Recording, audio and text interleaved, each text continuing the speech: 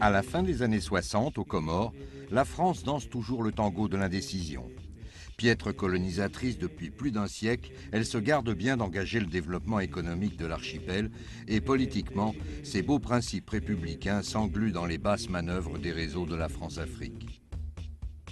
Pendant ce temps, les relations entre Mayotte et les autres îles Comores se dégradent à grande vitesse. Les vieilles rancœurs ressurgissent comme au temps des sultans batailleurs. Après une deuxième loi d'autonomie interne en janvier 68 qui transfère la plupart des compétences de l'État au territoire, le gouvernement de Moroni bloque tous les investissements demandés par les Mahorais. Sur l'île Hippocampe, la tension monte entre partisans d'une Mayotte française, le MPM et ses Soroda qui dominent très largement dans l'opinion, et les Serré-la-Main qui rêvent d'un archipel des Comores indépendant et enfin unifié.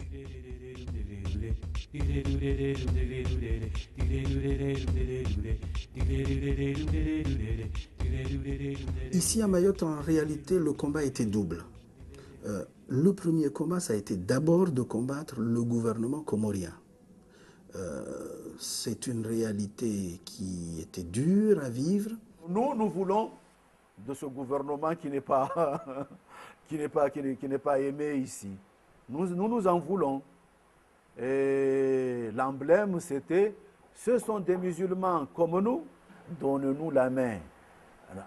Il faut nous réconcilier avec les gens de Comores. Jusqu'au jour où les indépendantistes, s'appuyant sur le gouvernement comorien, commençaient à brimer des exactions, des trucs, et se sont formés, les Mahorais, les autres, Soroda, se sont formés en bloc monolithique qu'on appelle le mouvement populaire mahorais. Ce n'est pas un parti politique au départ.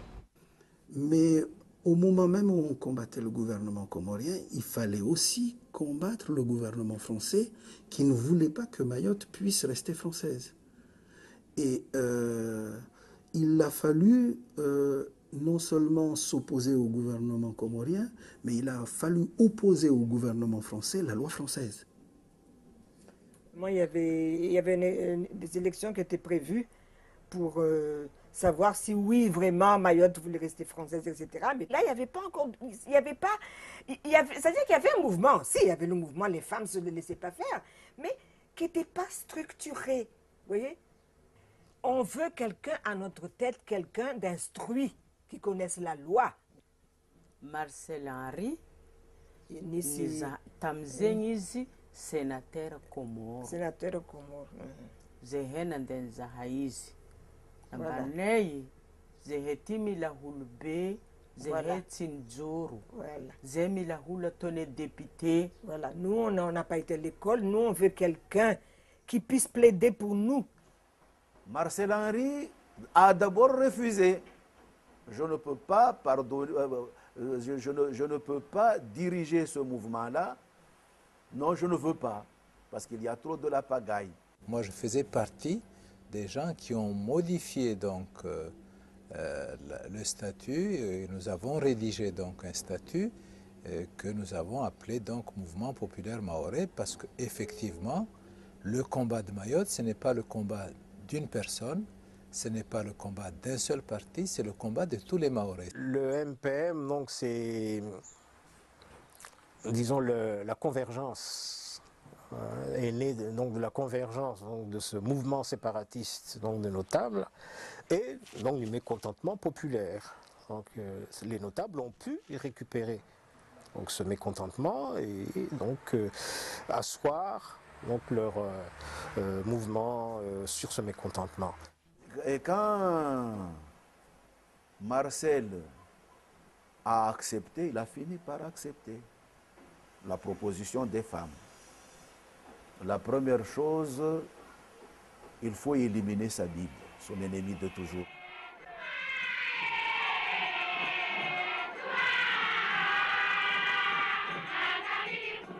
« 1966, naissance du mouvement populaire mahorais. Aux côtés de Marcel Henry et Younoussa Bamana, Zenam Déré affiche clairement son refus de l'indépendance.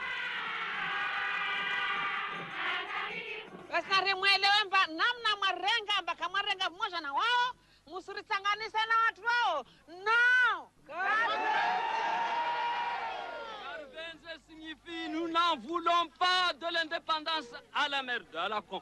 Je m'excuse le terme. Les tournées à travers toute l'île commencent à l'époque à pied pour mobiliser le plus grand nombre. Les visites, les prières dans les endroits sacrés, comme ici, autour des ruines de la vieille mosquée de Polé en Petite Terre, se succèdent et se multiplient au fil des jours. Et tandis que le MPM impose peu à peu ses idées et sa puissance, ceux qui se veulent comoriens avant d'être français tentent de s'organiser. Et sur la main, c'est les concurrents de la liste de ma conduite par Marcel Henry. Là, ça a obtenu, je ne sais pas combien, mais vraiment peu, moins de 5%. La première génération contre Marcel Henry a eu une raclée. Bien sûr, comme le discours à l'époque, le discours des notables, c'était que la faute. Si on était dans une telle situation, c'était la faute des Anjouanais, la faute des grands Comoriens, donc c'était la faute des autres. Donc voilà, le mouvement s'est bâti sur ça, quoi, sur le rejet, sur la xénophobie, sur le rejet de l'autre, sur ça. Et plus tard, donc, sur la violence, parce que à l'approche des échéances, il y a eu un véritable mouvement d'épuration, je dirais pas ethnique, mais d'épuration. Donc on a renvoyé en masse des Anjouanais, surtout, des grands Comoriens, mais également des Mahorais qui étaient pour l'indépendance.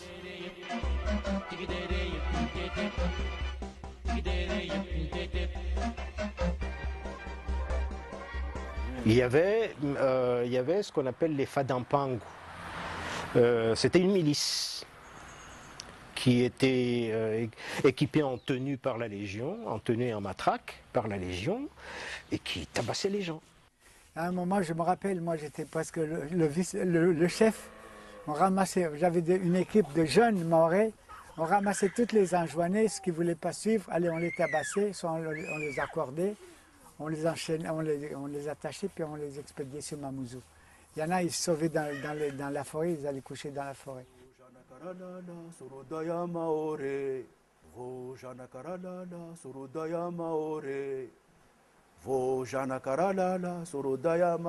Alors là, les chatoueuses marchaient à taureau comme des vrais militaires en paca dansé. Là, c'est une attaque. Ah, ça commence à aller mal, hein. Aller mal, à coup de coupe-coupe, à coup de... Et on les embarquait, obligés, on les embarquait dans les boutres, comme des cabris qu'on dit. On les chargeait à bloc là-dedans, et ils retournaient chez eux. Eh bien, vos Janakarala, Sorodaya Maore, si on entend ça, il y en a d'autres. Mais c'est ça qui vraiment qui m'est resté. Le 13 octobre 1969, Zaki Hamadi meurt lors d'un attroupement à la jetée de Mamoudzou. Et c'est pour empêcher le départ en Grande Comore d'une délégation conduite par l'ancien préfet Ahmed Soali que Zaki Hamadi s'est retrouvé avec d'autres chatouilleuses nez à nez avec les forces de l'ordre. Le voilà qui arrive. On voulait l'empêcher de partir. On a crié.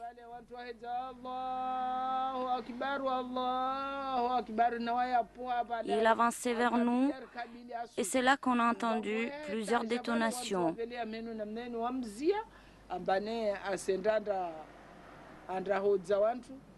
20 personnes sont grièvement blessées. Le gouvernement comorien ne s'empresse pas de mener l'enquête pour déterminer les circonstances du décès de Zaki Hamadi.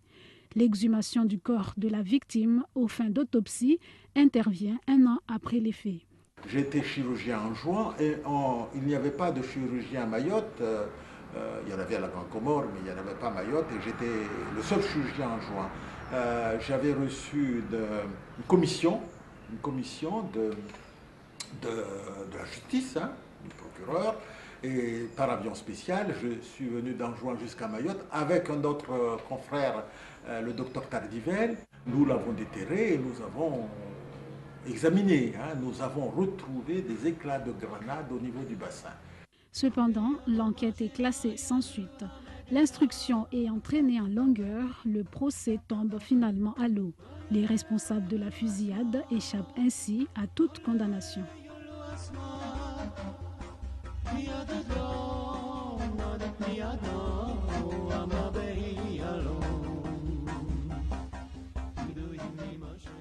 À Bouéni, donc dans mon village, il y avait 2 radios, côte à côte, c'est-à-dire 2 voisins qui avaient donc chacun une radio. Et c'était donc le même poste que les gens écoutaient. C'était la même longueur d'onde. C'était à l'époque l'ORTF, le fameux RTF. Une des radios appartenait donc à un serre-la-main qui était obligé donc de demander le rattachement de Mayotte avec les Comores parce qu'ils travaillaient dans l'administration. Et donc, soit ils refusaient et puis ils risquaient donc de se faire licencier, ou bien ils acceptaient et puis après ils étaient mis au banc du village. Et les gens donc qui étaient pour Mayotte française venaient donc juste s'asseoir à côté. Les gens ne se parlaient pas. Hein. Et ces gens-là, ils n'entendaient jamais donc la même chose. Et c'était jamais les mêmes commentaires. Et ça, je trouvais ça formidable. Vient maintenant la force du MPM, donc ce que j'appelle le MPM. Ils sont députés, ils sont soutenus par l'ensemble de la population, mais il y a une punition pour des gens qui n'obéissent pas. Les rassemblements étaient interdits. Qu'est-ce que vous faites là? De quoi vous parlez? Hein? Alors là, il faut s'expliquer. Si quelqu'un a entendu que vous parliez du mal de Marcel Henry, vous êtes banni. Alors, cette mise au banc, ça veut dire quoi? Ça veut dire qu'il y a des gens qui étaient postés donc nuit et jour devant ta maison et qu'ils surveillaient donc les gens qui passaient là et qui n'avaient pas donc le droit de vous parler. Malheureusement, mon tour va venir. Un jour, je suis à Chirongui, hein, au coucher du soleil. Je prie, je fais ma prière du coucher du soleil. J'ai entendu un tambour. Et dès qu'ils adressaient ne serait-ce un regard, c'était tout de suite donc le tam-tam qui résonnait. Là, il faut y aller. Hein. Alors, quelqu'un est venu voir ma femme et j'entends pendant ma prière, ça c'est pour ton mari. Il a fait une faute. C'était le tribunal populaire immédiat et tu t'étais mis également donc au banc parce que tu as parlé à ces gens-là. J'ai laissé tomber la prière et j'ai couru. Effectivement, tout le monde m'attendait. Oui ou non, êtes-vous du mouvement? Ah, messieurs, dames, j'appartiens au mouvement. On ne peut pas dire non parce qu'il frappait également des gens. Il était interdit d'aller aux Comores, même si vous êtes marchand. Hein. On t'a vu discuter avec ton oncle. Il est banni. Alors, qu'est-ce que je dois faire? C'est mon oncle. Il représente mon père. Je ne peux pas. Ah! Vous avez dit vous ne pouvez pas? On m'arrête. Tu viens de dire que tu es du mouvement. Si tu es vraiment du mouvement, si ton père te rend visite, renvoie-le de chez toi. Le jugement, c'était en place publique. Et cet oncle-là, il dormait à côté, il entendait. Je ne pouvais pas tricher. Bon, alors, vous avez entendu, Youssouf Saïd a dit qu'il ne peut pas. Il est banni. Oh là là, c'est la punition que je craignais là. La plus, ça m'est arrivé. Et vous avez compris ce que cela veut dire. Ils ne peuvent pas prendre de l'eau dans le puits public. Ils ne peuvent... Moi, ma femme et mes enfants. Je ne peux pas aller dans la boutique, les gens qui ne sont pas encore bannis ne peuvent pas venir. Et je suis le directeur de l'école. Mon père donc a fait la guerre, bien sûr, donc, mais après la guerre, donc, il est rentré donc, au pays, il est devenu ce qu'on appelait à l'époque garde indigène. C'était l'indigénat à l'époque. Donc après, cette garde indigène s'est transformée en garde Comore, donc garde des Comores. Et mon père, il était le chef de la garde des Comores à Mamoudzou. Donc forcément, il travaille pour le gouvernement comorien. Et il faut le mettre également donc, au banc. Et comme donc, nous, on habitait donc, à la caserne et que quand on venait, les gens venaient de la Grande Terre, de notre lointaine brousse, c'était impossible de remonter donc, le jour même. Donc ils venaient dormir chez nous, ils venaient manger chez nous. Les gens qui venaient de Bouéni, de Akoua, parce qu'ils connaissaient mon père. Et quand ils rentraient dans leur village, on était leur ennemi numéro 1.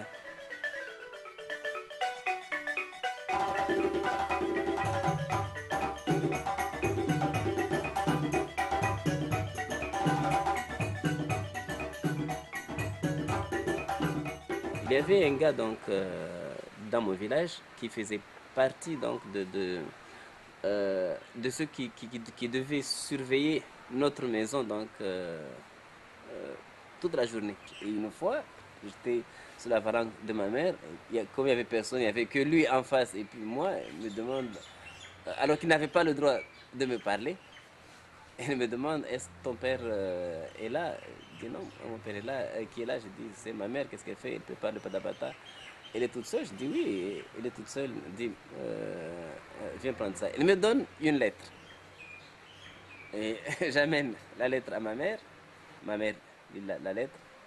Elle rigole. Elle me dit, va prendre mon sac. Je dis, pourquoi? Et je savais que quand on allait prendre son sac, c'était pour prendre de l'argent. Et ma mère, donc, il prend un billet de 5000 francs à l'époque. Donc, c'était beaucoup d'argent.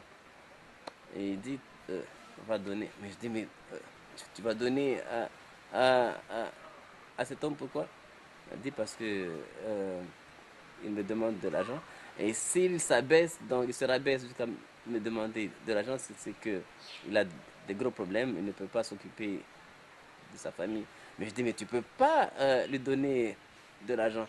Parce que c'est cet homme-là qui nous surveille pour ne pas donc qu'on nous parle. Il dit, mais tout ça, ça finira un jour. J'en parle parce que ça fait partie donc de mon vécu, mais une amertume, non. Mon père un jour a fait un naufrage parce que c'était à l'époque donc il fallait cultiver son champ, comme dirait Voltaire. Et qu'il fallait, comme on cultivait donc du côté de Timkoura, et qu'on habitait donc à Bouéni, il fallait prendre une pirogue, donc faire toute la longueur de la baie de Bouéni, donc jusqu'à Timkoura, prendre les corbeilles de paddy, c'est-à-dire le riz non décortiqué, et puis ramer jusqu'à Bouéni. Et quand ils ont voulu donc contourner le raci de Choloni, donc tout à fait donc en bout, où il y a des grosses vagues, ils ont fait naufrage là. Des gens qui sont venus donc derrière, ils n'ont pas osé s'arrêter pour le secourir. Et au moment donc où ils rentraient chez eux, ils sont passés devant chez nous. Ils ont jeté juste un coup d'œil, dépêchez-vous d'aller secourir votre père parce que il a fait naufrage derrière là-bas. Ils n'ont pas osé s'arrêter, mais ils sont passés juste comme ça et on a couru. Et quand on est arrivé donc là-bas, la moitié de la cargaison donc était perdue, mais mon père donc et mon frère ont réussi donc à mettre la pirogue à quai et n'ont pas osé donc s'arrêter. Et le monsieur donc est là qui demande de l'argent donc à ma mère.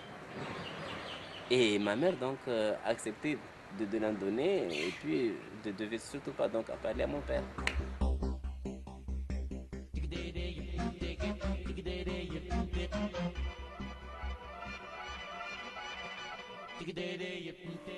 En 72, nous présentons notre liste, les listes des jeunes. Pas question d'indépendance ou tout ça, mais ça, c'est l'unité. On veut l'unité des Comores. C'est une île comorienne, nous avons la même population, la même religion, la même culture. nous sommes métissés entre nous. Il faut voir que le processus qui a mené donc à l'indépendance, c'est à la fois un processus interne et aussi externe. Bon, au départ, je crois que c'était surtout à l'extérieur, les indépendantistes s'exprimaient surtout à l'extérieur, notamment en Afrique de l'Est, avec le Molinaco, mouvement pour la libération des Comores, qui s'était établi donc à Dar es Salaam, qui a eu donc l'appui aussi bien de la Tanzanie que d'autres pays, mais également de l'OUA. Pendant que les leaders politiques comoriens faisaient du lobbying à l'OUA et à l'ONU, nous on faisait le lobbying au niveau de Paris. Oui. Voilà, pour contrecarrer, parce que nous étions, à tort ou à raison, nous nous sommes dit quand même la constitution de la France, les lois fondamentales de la France ne doivent pas être moins déterminantes que des traités au niveau de l'ONU. L'Afrique venait donc de se libérer, en tout cas en grande partie, et donc on surfait sur cette vague à l'époque. Donc on avait donc le soutien de ce qu'on appelait à l'époque le tiers-monde. Nous avons considéré que la Constitution qui prévoit que nulle cession, nulle adjonction de territoire ne doit se faire sans le consentement de sa population devait être prépondérant par rapport à l'intangibilité des frontières héritées de la colonisation. C'est là que Mesmer est venu affirmer ça en 1972. Enfin, de toute façon, si vous ne voulez pas de l'indépendance, ne vous en faites pas, vous resterez français. On ne va pas faire un référendum global, on va faire île par île, et les îles, si jamais il y a un référendum pour l'indépendance, on prendra le vœu de chaque île. Mesmer est venu l'affirmer, ça. Pierre Mesmer est venu. Il a été très mal reçu aux Comores. Mais Abdallah l'avait boudé. Donc il a continué, il est arrivé ici. Quand j'ai su qu'il allait venir à Mayotte, avec Zenamderi, on a fait descendre toutes les femmes. À Mayotte, nous l'avons reçu comme un ministre d'État. Il faisait un soleil comme rangée de femmes en bleu, blanc, rouge, ou rangée de femmes en vert, bonbon. Et nous lui avons dit sur la place de France ce que nous souhaitions. Et nous souhaitons le statut de département. Et c'est Bamana, l'ancien président du Conseil général, qui a fait le discours. Alors il regarde ça, il est complètement pris. Vous voulez rester français, vous le resterez. Vous êtes français depuis 130 ans, vous le resterez tant que vous le voudrez, tant que vous... Ben, c'est ça. Quand le ministre Pierre Mesmer est rentré à Métropole, Pierre Mesmer a été nommé Premier ministre. Donc nous, les Mahorais, on était en joie. On a dit notre souhait est en bonne voie. Mais attends, c'est pas fini.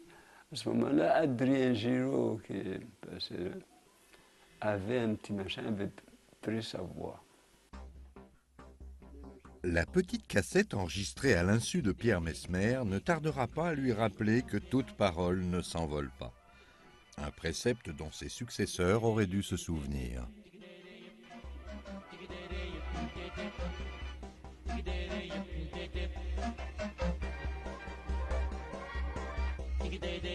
Dans une atmosphère de crainte mêlée d'exaspération, chacune des deux parties joue ses ultimes cartouches.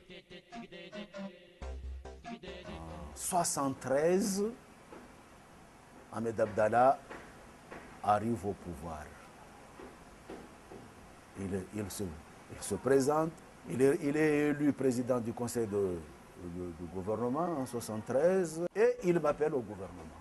J'y étais, ce n'était pas parce que j'étais le plus compétent, ce n'était pas parce que mais j'étais le plus entreprenant, j'étais le plus décidé, j'étais le plus sûr.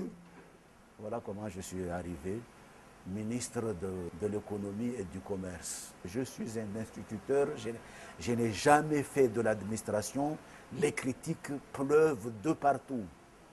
C'est un ignorant. Il n'a pas fait l'école, C'est un primaire. Je remplace Martial Henry. Ce n'est pas son ministère, mais en tant que membre du gouvernement originaire de Mayotte. Quand les gens sont allés négocier en 1973 l'indépendance à Paris, les Mahorais sont allés faire comprendre que non, nous, on n'est pas dans cette logique-là. En fait, nous aussi, nous avions peur que la France nous quitte. Nous voulions cette indépendance-là, telle que je l'ai comprise, c'est une indépendance où notre argent serait garanti, où notre unité serait garantie, où également, c'est vous qui nous protégez et c'est nous qui commandons.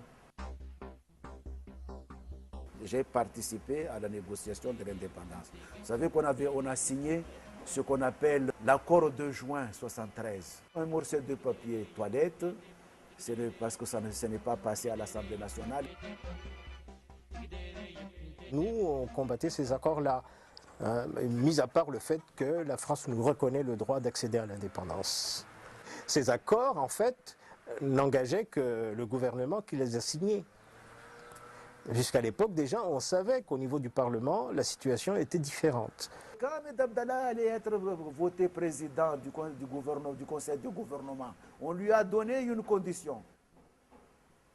Le remplaçant de Djanfar doit obligatoirement aller négocier l'indépendance des Comores. Ahmed Abdallah, avant d'accepter l'accord, là, il est d'abord allé voir Georges Pompidou, qui en 1973 était le président. Il est allé le voir d'abord. C'est leur père. Hein? L'Afrique, c'est comme ça. Hein? Ils ne prennent pas de décisions comme ça. Il est allé voir Pompidou et quand il est revenu, il a accepté. Oui, j'accepte de remplacer Djanfar et je vais négocier l'indépendance. En fait, au niveau du gouvernement de la France à l'époque, la position officielle, notamment celle du président, c'était effectivement l'accession des Comores à l'indépendance dans le cadre donc des frontières héritées de la colonisation. Mais au niveau du Parlement, ce n'était pas du tout la même musique. Et l'UDR à l'époque, puisque c'est l'UDR, avec Mesmer, Debré et d'autres, en fait, qui ont fait le forcing pour que la loi organisant le référendum ne parle plus donc d'un seul pays ou d'un seul territoire, mais parle des îles. La loi allait être ratifiée au Parlement. C'est moi qui ai pris le rendez-vous avec Pierre Mesmer. Et quand on va à l'Assemblée nationale, on peut parler de Mayotte, et notre colonel, qui n'était plus Premier ministre, ne veut rien dire. Dans ma petite mallette que j'amenais, j'avais pris la cassette du discours de Pierre Mesmer à la place de France. Moi, je passais à côté de lui, je dis, écoutez, aidez-nous un peu. Marcel Henry a expliqué à Pierre Mesmer notre souhait, il puisse intervenir à la tribune de l'Assemblée nationale pour défendre la cause mahoraise. Alors, il se grattait. J'ai les photos là, il se grattait le crâne. Pierre Mesmer nous a répondu de la façon suivante. Les enfants, les carottes sont cuites. Vous venez d'entendre hier la déclaration du président de la République, c'était en ce moment-là Giscard d'Estaing, qui avait fait une conférence de presse où il y avait 300 journalistes. Voilà les propos qu'a tenus Giscard d'Estaing.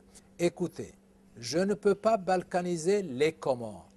Les Comores, ce sont les mêmes personnes, ils ont la même religion et ils ont des liens très forts entre les îles. Pierre Mesmer nous a dit les carottes sont cuites, les enfants, vous avez entendu. J'ai sorti la cassette de mon sac, j'ai dit, Monsieur le Premier ministre, nous souhaitons qu'une seule chose, que vous puissiez répéter simplement à la tribune de l'Assemblée nationale ce qu'il y a dans cette cassette quand vous êtes passé à Mayotte.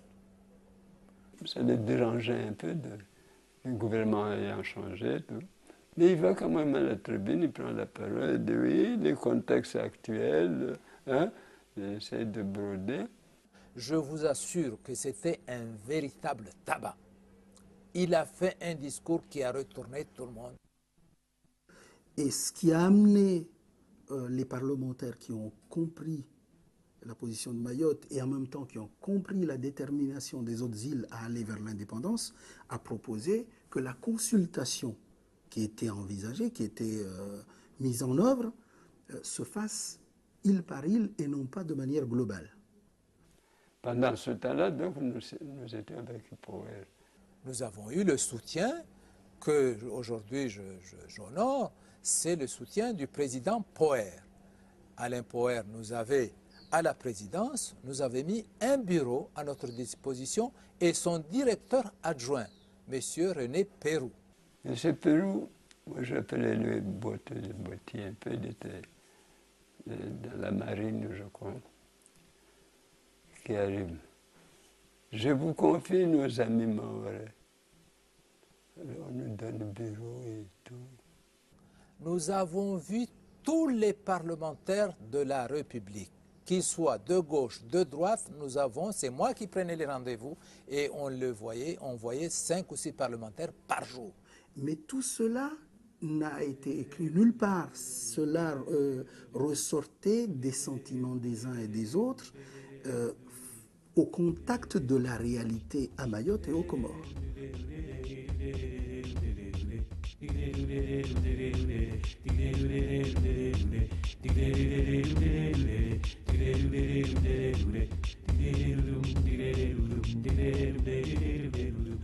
Je vais parler d'abord de comment ça se passe un vote à Mayotte quand le MPM était vraiment majoritaire et faisait tout ce qu'il voulait. Il y avait quelqu'un qui surveillait les allées et venues là. On savait d'avance les résultats. Parce que le bulletin que tu ne choisis pas, tu dois l'amener à un endroit bien précis pour qu'on vérifie si vraiment tu as choisi le bon bulletin du MPM. Sinon, c'est le banc. Ce fameux référendum, que s'était passé, parce qu'il faut se rappeler qu'en 1974, donc, avec l'avènement de Giscard d'Estaing, il a rabaissé la majorité de 20 ans à 18 ans.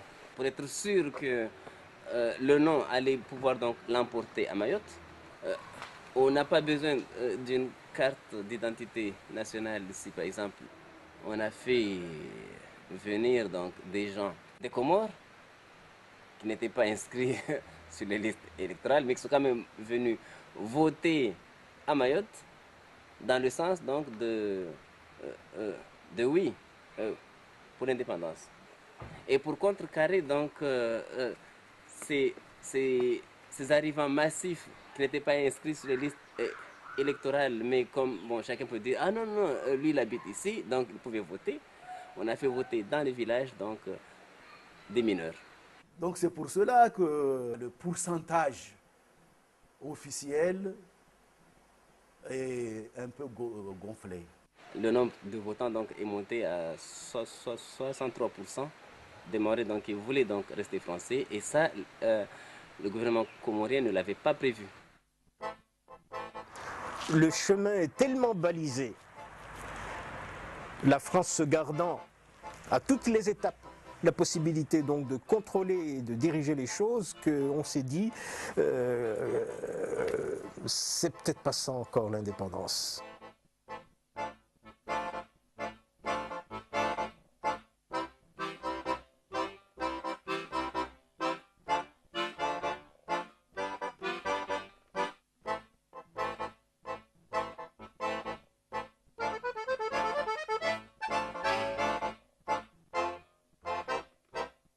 Globalement, le décompte des voix ne souffre aucune contestation. Les Comoriens se prononcent massivement pour l'indépendance. Sauf qu'à Mayotte, on veut rester français. Le combat porte désormais sur ce point. Doit-on considérer le résultat du vote dans son ensemble ou bien île par île? Aujourd'hui, quand il y a un référendum, il faut que le Parlement se prononce.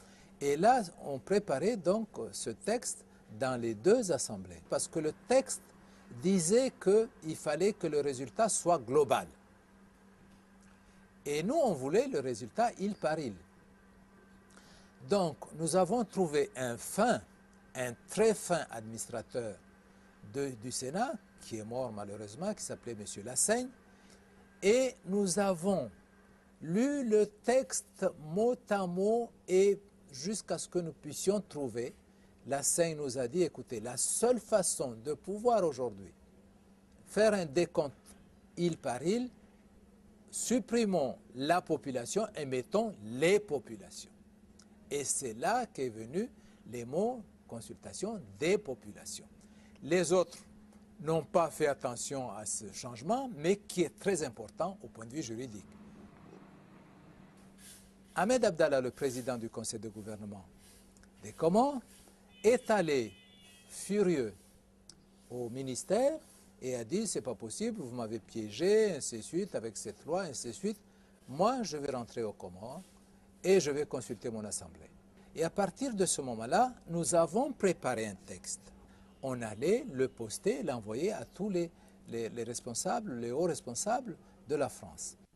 J'étais aux Comores les jours où les Comoriens apprennent l'indépendance des Comores.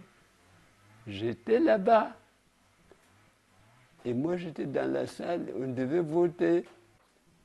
Alors, quand ils ont commencé, Monsieur Abdallah, pour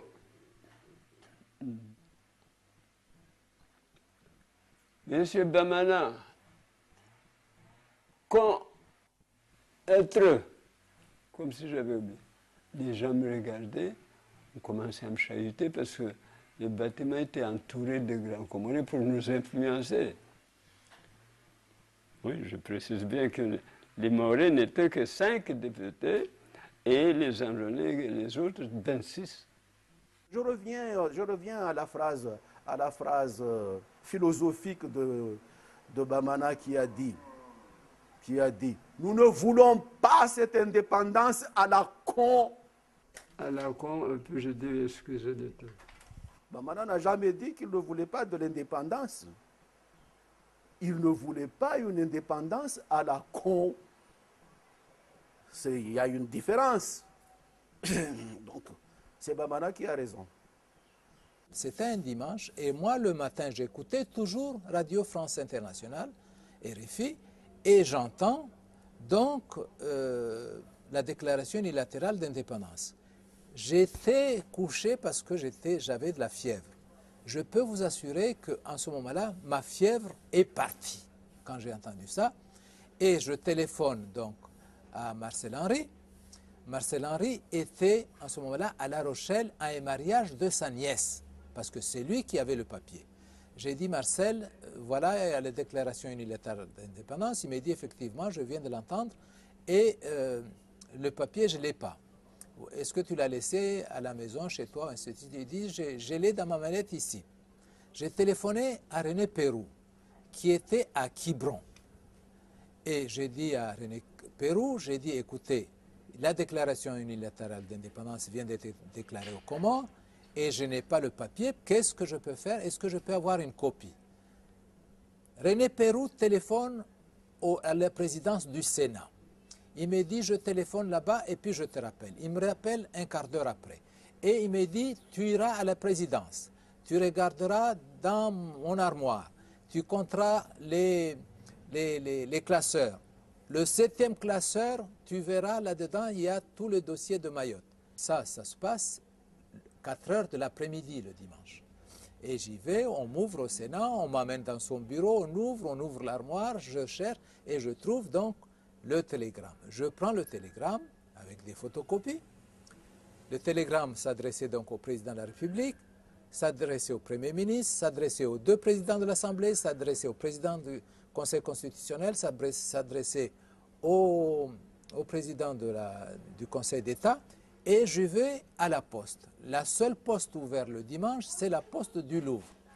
J'arrive donc avec mes exemplaires de photocopie pour poster le télégramme. Et là, on me dit, non, monsieur, on ne peut pas prendre un télégramme, taper à la machine. Il faut retranscrire le télégramme sur des imprimés que je vous donne. Je reste là à recopier les télégrammes qui faisaient à peu près une demi-page jusqu'à 10 h du soir. À 10 h du soir, je donne le télégramme, je dis, est-ce que vous pouvez me les faire partir au fur et à mesure que je vous les donne? Il me dit non, parce qu'il faut payer. Je mets les mains dans les poches. J'avais 800 francs dans la poche. Je les donne, mais il dit non, ça ne suffit pas. J'ai dit, madame, écoutez, voilà ma bague, voilà ma montre, voilà ma carte d'identité. Vous envoyez, moi je vais chez moi chercher l'argent, mais je vous en prie, envoyez les télégrammes, il faut qu'ils passent avant minuit. Et je cours, je prends ma voiture, je vais chez moi, je vais chercher l'argent et je reviens, je paye. Et là, les télégrammes, effectivement, il m'avait fait un passe-droit, elle a envoyé les télégrammes et puis elle me donne les reçus une fois que j'ai payé. Et à minuit pile, il y a à la radio, donc à France Inter, donc on entend la sonnerie de France Inter, un communiqué des députés de Mayotte, et qui réclament la protection de la France et qui refusent aujourd'hui l'indépendance des Comores. Et là, je dis ouf. Et c'est comme ça qu'une fois que le résultat était connu et que le Parlement a décidé de prendre en considération les résultats île par île, que les Comoriens ont été amenés à proclamer de manière unilatérale leur indépendance, alors que Mayotte, parallèlement, tenait compte de cette indépendance unilatérale pour déclarer de manière unilatérale son maintien dans la République. Moi, je suis plutôt fataliste, je crois. Même si le mot est un peu difficile à accepter, mais c'est ça. Nous avons combattu, nous avons été vaincus. Maintenant, nous voulons panser nos plaies. Elles sont en train de se cicatriser. C'est bien de rappeler de ces événements-là, juste pour l'histoire. Moi, je trouve un peu que c'est comme l'Allemagne et la France. Face à cette situation de double déclaration unilatérale, la France n'a pu que prendre en compte la situation de fait dans laquelle on l'a mise, pour dire d'un côté j'accepte l'indépendance et de l'autre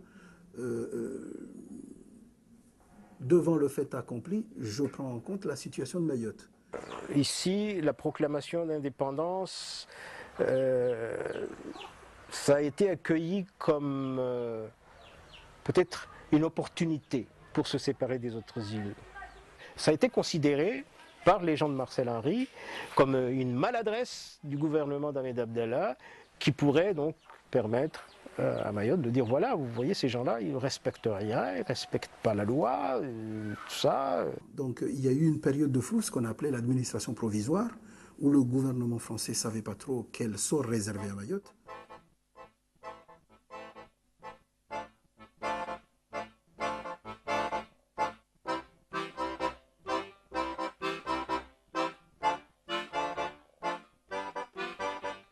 Tandis que l'ONU et l'OUA condamnent la France pour avoir opéré de fait la partition de l'ensemble comorien, Paris prend acte de l'indépendance des Comores et n'envoie qu'un représentant à Mayotte, investi du seul rôle d'observateur. L'Hippocampe, privé des institutions de la République, réunit le conseil de circonscription le 20 juillet pour élire Younoussa Bamana, préfet de Mayotte, une première dans l'histoire de la République. Si d'un côté, la France sait se montrer légaliste, elle sait aussi jouer du mercenaire dans la toute jeune République des Comores.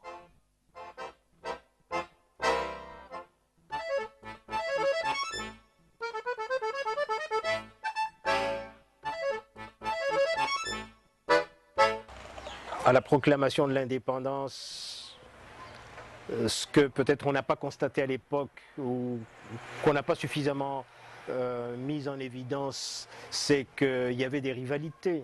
Ahmed Abdallah était au pouvoir, mais il y avait l'opposition, et l'opposition voulait arriver au pouvoir. Moins d'un mois après la déclaration d'indépendance, le 3 août 1975, le mercenaire Bob Denard et ses hommes renversent Ahmed Abdallah pour installer Ali Swahili à la tête de l'État comorien. Le coup d'État du 3 août 1975, il y a eu des gendarmes français venant de Mayotte qui ont participé au coup d'État. La France a su tirer parti de ces rivalités-là.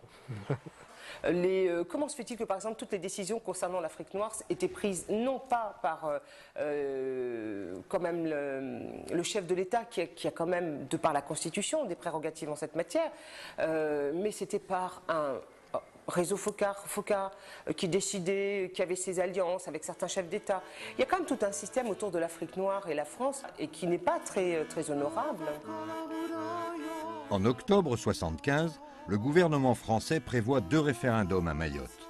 Le premier pour voir si oui ou non les Mahorais n'avaient pas commis d'erreur en votant en décembre 1974 pour rester dans la République française, et le second pour choisir entre la formule collectivité territoriale ou celle de département d'outre-mer. Le 12 novembre suivant, l'ONU vote à l'unanimité l'admission de l'État comorien. Guy Ringaud, le représentant français, et derrière lui tout le Quai d'Orsay, qui considère la position de Mayotte comme dérisoire, approuve des 2 mains.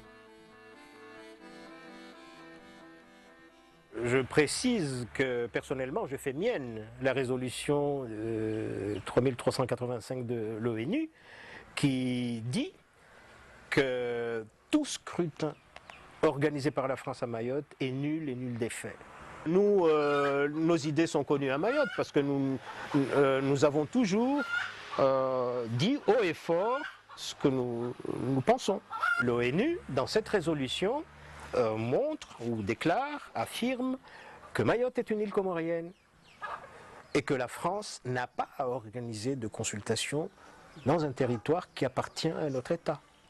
Le gouvernement a par la suite organisé les 2 consultations populaires de 1976 qui ont permis aux Mahorais de se prononcer en faveur du maintien dans la République et pour l'accession au statut de département.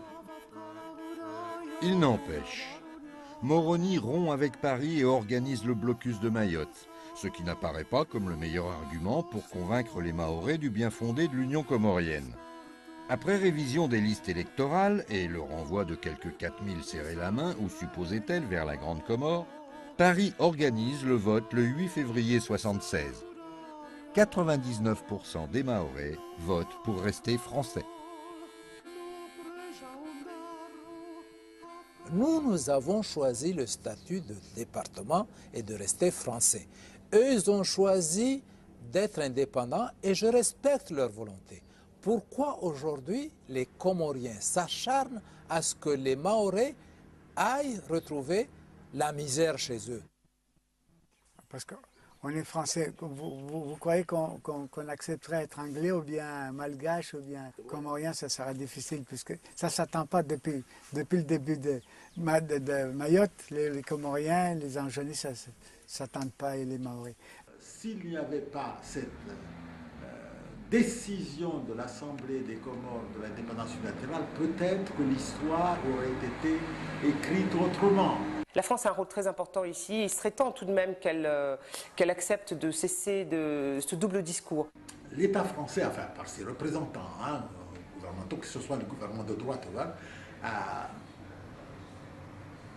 très longtemps hésité au maintien de Mayotte à la République. On veut le développement, on veut aider, les Comores sont nos amis, Mayotte restera française parce que, et en même temps, déstabiliser, accepter que par exemple il y ait tous ces coups d'État. Ils sont le fait de qui ces coups d'État? Systématiquement et dans toutes les hypothèses de ressortissants français. Certains hommes politiques, décideurs politiques s'imaginaient qu'en 10 ans, 15 ans, les Mahorais seront lassés, se lasseraient de rester dans la République, ils trouveront une raison pour... donc, ça sera une occasion à ce moment-là, parce que Mayotte est une épine dans les chaussures de la diplomatie française. La France aussi a une épine dans les pattes à cause de l'ONU et toute la compagnie qui sont jalouses. Hein? La France a posé des conditions, organisé des consultations à chaque occasion pour donner des gages de bonne volonté à l'ordre international, si je puis dire. J'avais un moment donné, espéré au moins qu'on soit comme l'île Maurice, comme Seychelles, comme Madagascar, au moins comme, disons, Togo, comme Tunisie, comme... J'avais vu ça comme ça. Mais maintenant, peut-être que nous sommes vraiment nous les Comoriens, nous sommes vraiment les gens les plus idiots de la terre. Comment il s'appelle ce Bob Denard?